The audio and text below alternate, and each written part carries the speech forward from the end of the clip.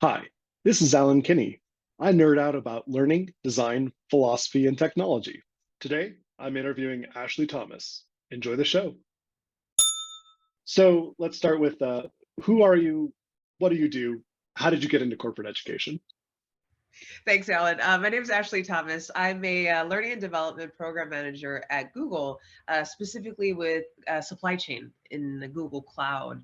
And yeah, I am a first generation American, born and raised in the Bay Area. I've lived in Arizona for 10 years, all over. I was in Tucson, I was in Sierra Vista, Gilbert, Scottsdale, downtown Phoenix.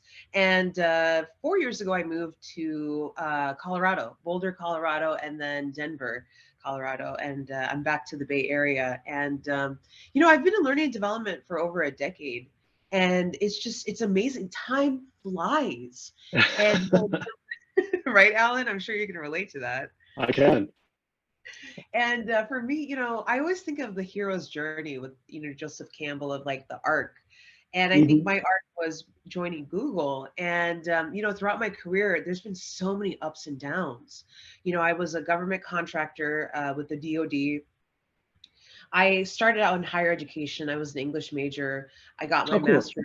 Yeah, from Yeah. Berkeley. And I got my master's in higher education administration. Think of like student affairs, dean of students, res life.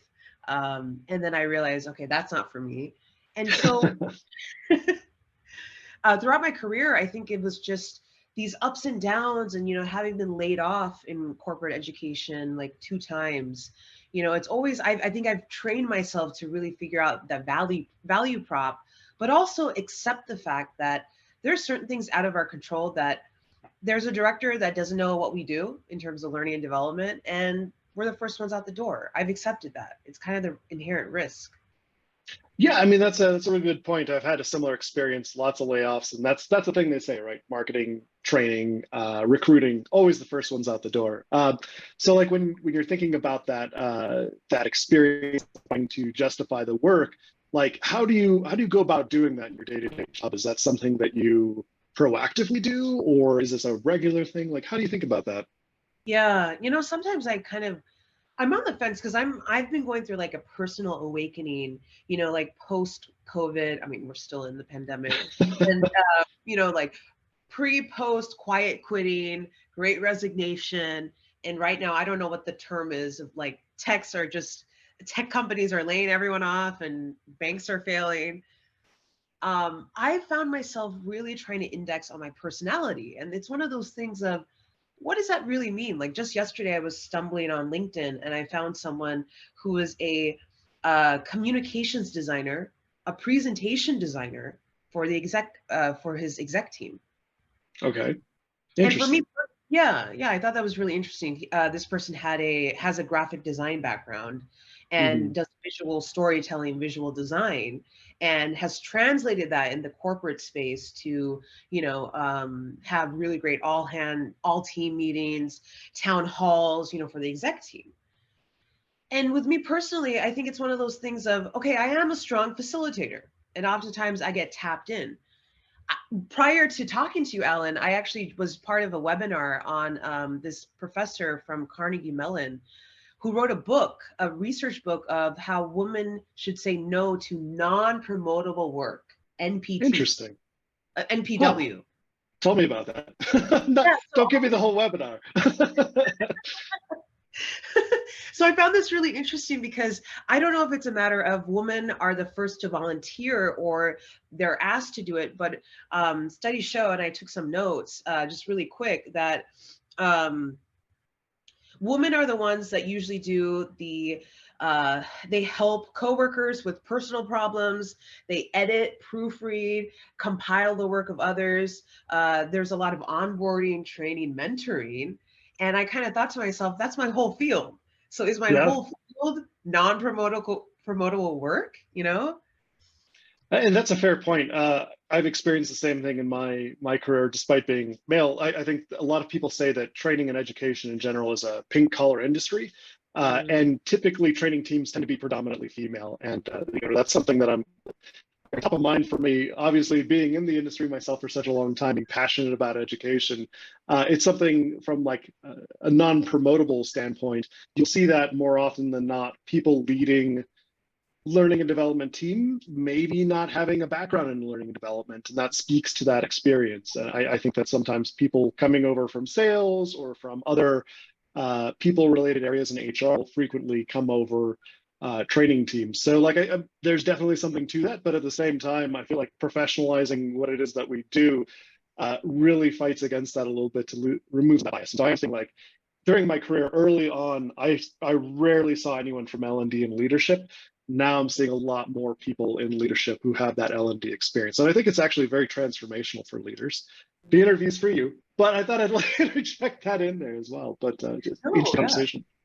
That's Yeah. amazing. Yeah. What have you experienced in your time? Like just reflecting on that, where you're coming from. What have you seen in terms of like leadership, not just like learning and development, but like women in leadership, all that other stuff? Ooh, that's a $1 million question. Yeah, I think so. I work in high tech, and oftentimes, I started out at Google in people development. That is Google's central, learning and development org. Having the privilege and the honor to redesign our Noogler onboarding training with Alan, with other folks, Sunanda and Devi. Hey, and executive leadership. Leadership development and Googler to Googler curriculum. And I got to see a lot of leaders with so much experience in organizational development, in talent development, and sales. And that's something I've noticed, Alan, that a lot of leaders that I've interacted with tend to have a sales background. And then, like, for example, now I'm in supply chain and I'm the only quote unquote learning and development PGM. And it's a very different space because everyone has a very, very thorough supply chain background. And when I look at the leaders in supply chain, they've been at many different companies, whether it was Walmart or different supply chain, the bread and butter type of companies. And something I've noticed is the female leader, the woman leadership, or the leadership overall, consulting, sales, Mm, multiple cross-functional leadership. So that to me tells me that there's a good spread. It's almost like college, getting into college, of having your resume be very spread out. So that's what I yeah. mean. I'm still learning, and I don't know what it means for me as a woman for leadership. Trying to go on to the next, middle management. But yeah, it's just something I'm still learning, and I think I'm kind of at a crossroads because I can't tell you how many webinars and how many books and how many initiatives, especially this week is International Women's Day. When are we going to move from, hey, women, lean in, or say no to non-promotable work?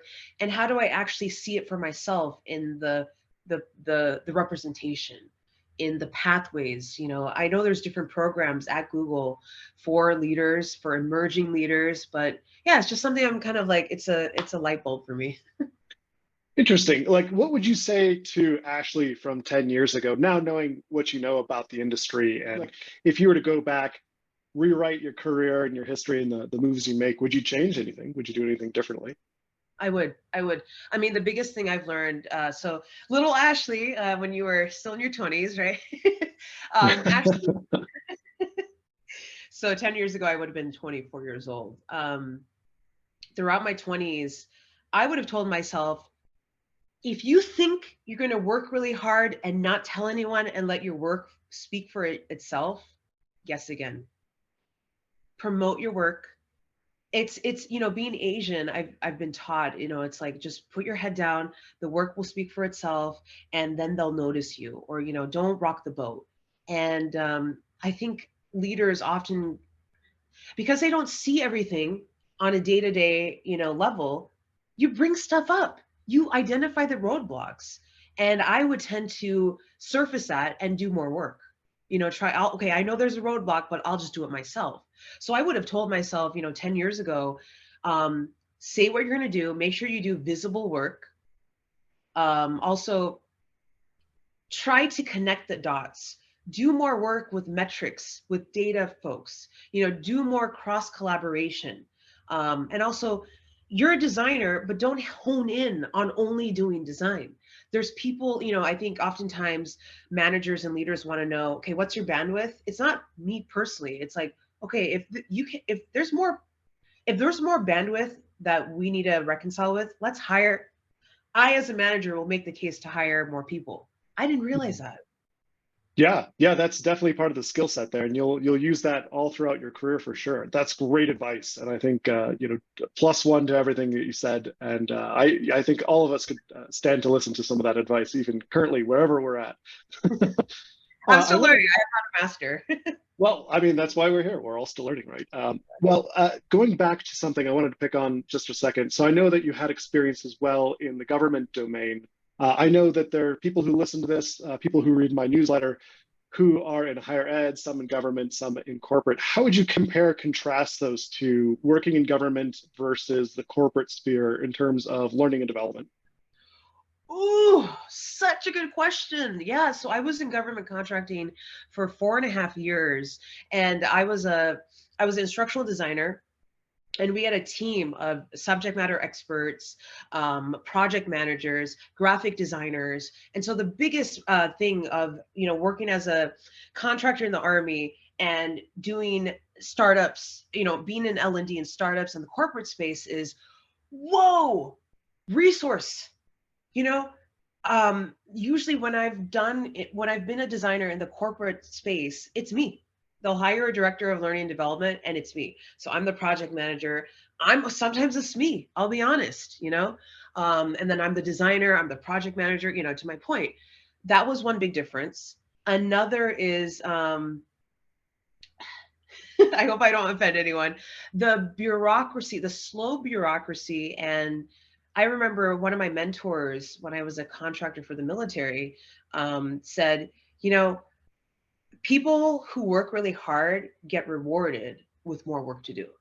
And those Hmm. who, there's a little bit of, oh, I'm untouchable. And so I can just coast. And I remember, you know, break time, there would be so many people just outside smoking cigarettes. And it's like, so a lot of the time it was waiting. It was a little bit of feast and famine, which I still think is common. There's a line even in the corporate education space. Sure. Yeah. Yeah, absolutely, for sure. That's very interesting, like just comparing those different areas and how they vary from place to place. Quick break to remind you that if you hear anything interesting today, please pause the show and write it down. Alternatively, check out back episodes at alan.substack.com. Now back to the show. The next thing I was very curious about in your time, so like you've worked on a great variety of projects. What would you say is your favorite learning experience, either that you made or that you experienced yourself? Yeah. Yeah.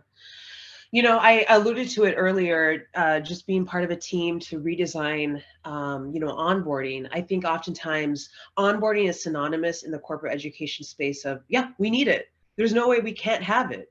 And even when hiring slows down, there's still going to be people joining a company. So I'm really proud of being able to, co-author e-learning modules and, kind of make the case for that self-paced asynchronous learning at scale is possible. So really proud of that. Another project, I think, quite frankly, I'm going to kind of aggregate all of the times I've been able to consult people without a learning and development background of these are what good learning objectives are. So it's very critical. It doesn't sound like it, but it's super critical. So all of the times when I've worked with people with their ERGs or, they're just starting to create a training program, being able to really educate them on ADDIE, on rapid prototyping, on design thinking.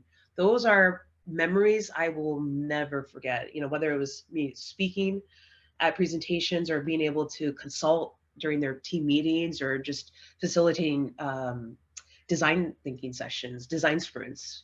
Big highlight of Nice. my. Yeah, well, and that's exciting stuff because you're pulling with design sprints, you're pulling content out of people live, and it's also a learning experience at the same time. So Exactly. definitely exciting there. What would you say of that work are you most proud of? Was it the onboarding work or is it more the design sprint work? Ooh, making me choose here, Alan. Um, I Who's your could favorite?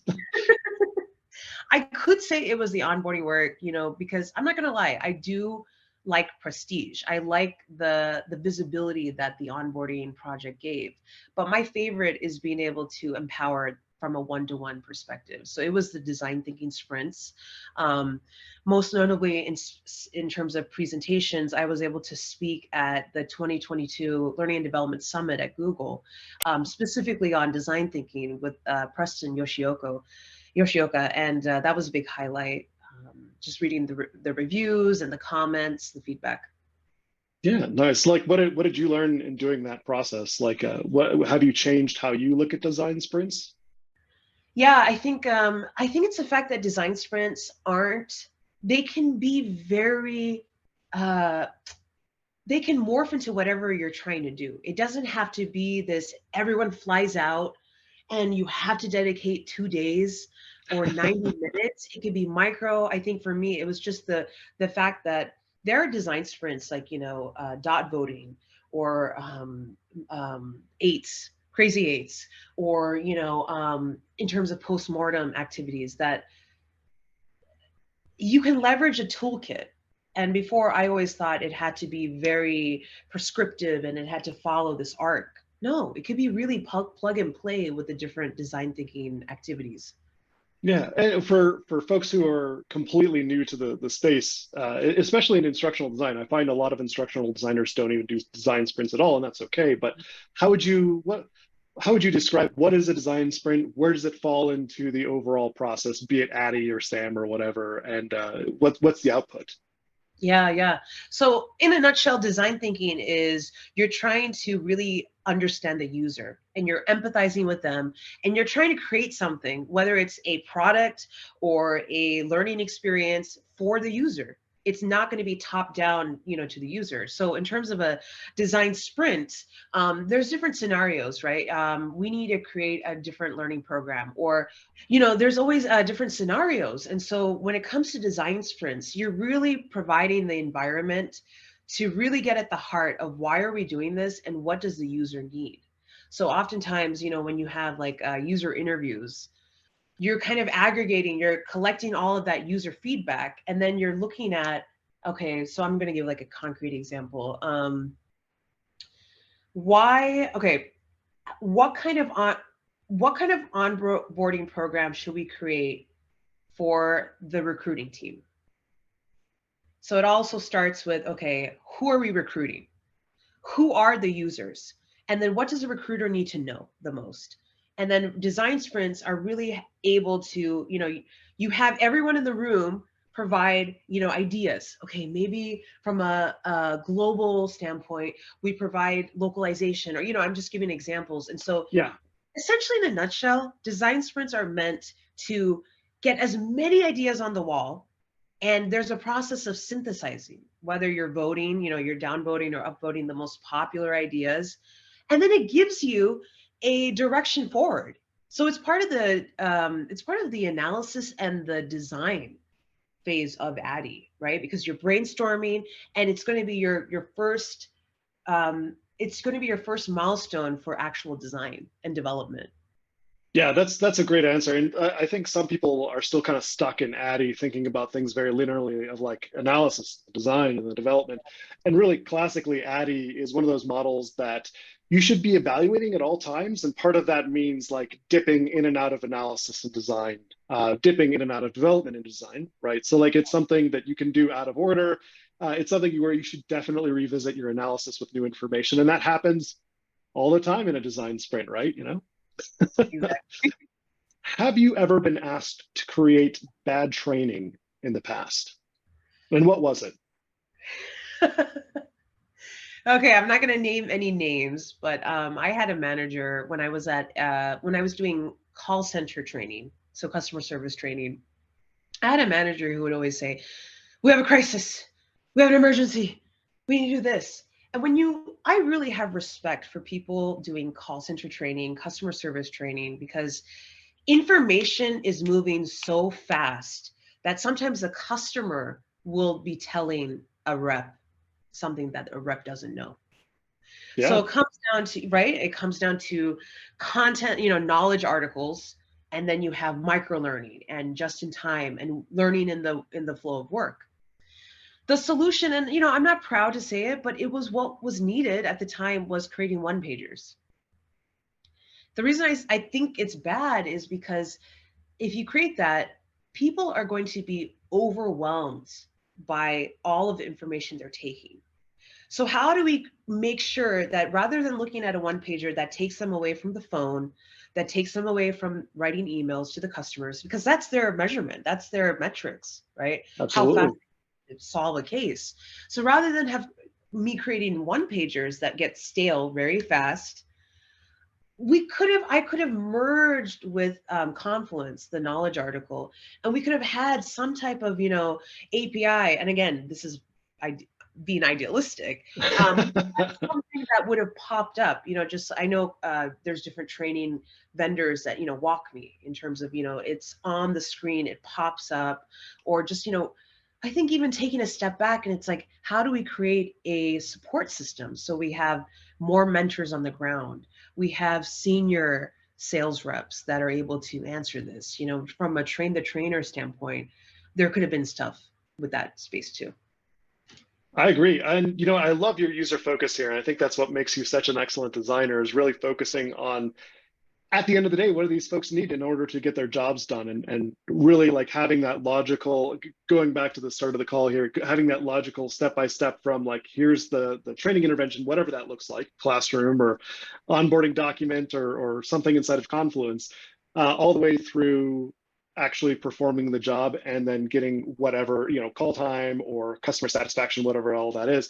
If you can draw that line, then it leads back to that ROI. And I think that like you just natively know that, and that's it's a great thing about working with you. Thank you so much, Alan. One thing I wanted to add is in my role as a learning and development program manager, trying to figure out the long-term strategy for our 1,200 person org. It's also, think about it, employees or people, we're inundated with so much information, emails, pings, chats. And I cringe when leaders are like, let's just have TikToks. It's the realm of edutainment, right? But Right. Big sigh.